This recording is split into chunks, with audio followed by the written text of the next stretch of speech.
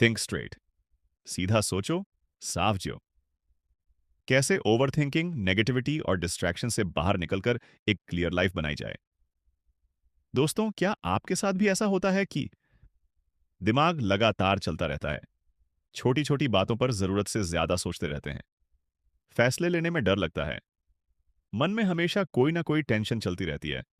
अगर हाँ, तो समझ लीजिए आप ओवरथिंकिंग के जाल में फंसे हुए हैं। आज की इस पूरी वीडियो में हम एक ऐसी किताब को समझने वाले हैं जो हमें सिखाती है कि कैसे दिमाग को साफ रखा जाए, कैसे सीधा सोचा जाए और कैसे जिंदगी को हल्का बनाया जाए। इस किताब का नाम है थिंक स्ट्रेट और इसके लेखक हैं डैरियस फोरू। यह किताब मोटिवेशन नहीं देती, बल्कि मेंटल डिसिप्लिन सिखाती है।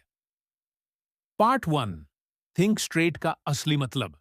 अधिकतर लोग समझते हैं कि थिंक स्ट्रेट का मतलब है सिर्फ पॉजिटिव सोचो, लेकिन नहीं। थिंक स्ट्रेट का मतलब है बिना भावनाओं के फैसले लेना, दिमाग में चल रही फालतू आवाजों को बंद करना, सच्चाई को वैसे देखना जैसी वो है और खुद को भ्रम से बाहर निकालना। लेखक कहते हैं, हमारी जिंदगी की सबसे बड़ी समस्या यह नहीं है कि हमारे पास ऑप्शन नहीं है, बल्कि यह है कि हमारा दिमाग साफ नहीं है। पार्ट दो, ओवरथिंकिंग, सबसे बड़ा दुश्मन। ओवरथिंकिंग क्या है? एक ही बात को बार बार सोचना, ऐसे सीन बनाना जो कभी होंगे ही नहीं। अगर ऐसा हुआ तो मैं फंसे रहना। लेखक बताते हैं कि ओवरथिंकिंग आपको थका देती है बिना कुछ किए। ओवरथिंकिंग क्यों होती है? एक, डर दो, भविष्य की चिंता। तीन, दूसरों की राय। चार, परफेक्शन की आदत। समस्या यह नहीं कि हम सोचते हैं, समस्या यह है कि हम रुकते नहीं। पार्ट तीन, भावनाएं बनाम सच्चाई।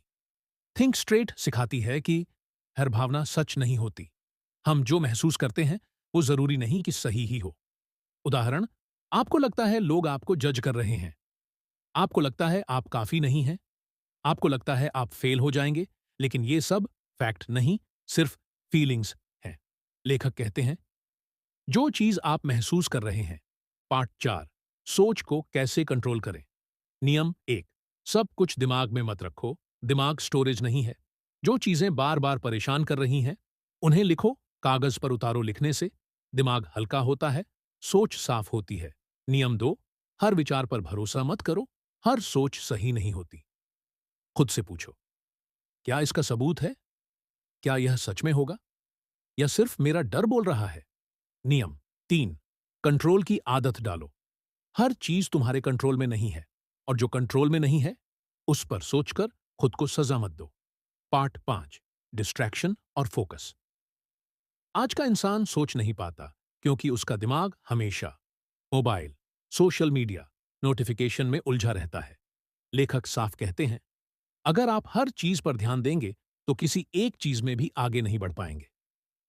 समाधान, दिन में कुछ समय वोनोफोन, सिंगल टास्क, कम लेकिन गहरा काम। पार्ट छिक्स, निर्णय लेने की कला। थिंक स्ट्रेट हमें सिखाती है, फैसला लो और आगे बढ़ो। गलत फैसला भी कोई फैसला ना लेने से बेहतर है। फैसले लेते समय भावनाएं साइड में रखो, लॉजिक पर भरोसा करो, ज्यादा सोचने से बचो। पार्ट सात, खुद से दोस्ती। सबसे ज्यादा दबाव हम खुद पर डालते हैं। खुद को दूसरों से तुलना, हर बार खुद को नीचा दिखाना, खुद से नाराज रहना। लेखक कहते हैं, आप अपने सबसे लंबे रिश्ते में हैं, खुद के साथ। इसलिए खुद से बात करना सीखो, खुद को समझो, खुद को माफ करो। पार्ट आठ, सादगी की ताकत। थिंक स्ट्रेट सिखाती है, जितनी सादी जिंदगी उतना साफ दिमाग। कम चीजें, कम दोस्त, कम इच्छाएं, कम तुलना, लेकिन ज्यादा शांति, ज्यादा क्लैरिटी, ज्यादा कंट्रोल। पार्ट नौ, मानसिक मजबूती, मेंटल टफनेस। हर दिन अच्छा नहीं होगा, हर दिन मन नहीं करेगा, हर दिन जीत नहीं मिलेगी, लेकिन टिके रहना, भागना नहीं, बहाने नहीं बनाना, यही मानसिक मजबूती है।